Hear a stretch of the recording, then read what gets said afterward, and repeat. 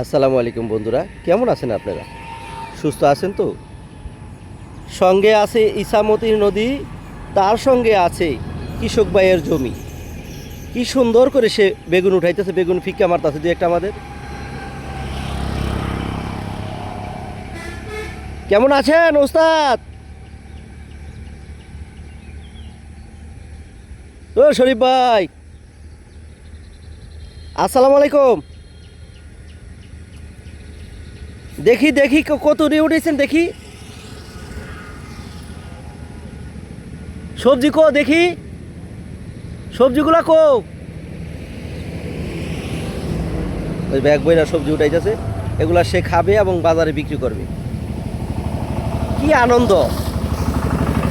গ্রাম এলাকায় থাকলে তাদের দেখেন কত দিকটা ফ্যাসিলিটি পাওয়া যায়।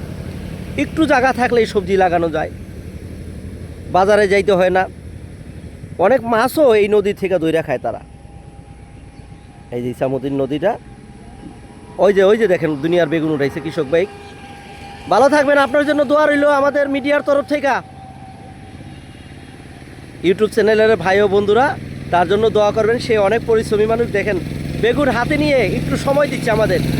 ভালো থাকবেন। কৃষকই সেরা, কৃষকই সেরা।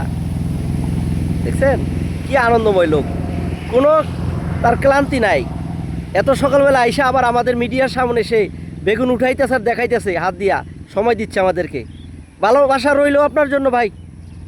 প্রিয় বন্ধুরা, এগুলা সব কৃষি জমি, ওইখানে পাট বনেছে সব। হ্যাঁ ভাইজান, আসসালামু আলাইকুম। পেয়ারি ভাই, আসসালামু আলাইকুম। শরীফ ভাইয়ের সবজি উঠাইতেছে ওই পারে, দেখাইলাম একটু। ভালো আছেন তো ভাইয়া? কোথা থেকে আসলেন?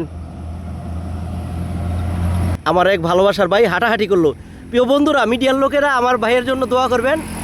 60 বছরের কাছাকাছি, এখনও সে শরীর সুস্থ, দৌড়দৌড়ি করে আসলো। আমিও হাইটা হাইটা দোকানে যাবো ইনশাল্লাহ। তার দোয়া রইল আপনার জন্য দাদা।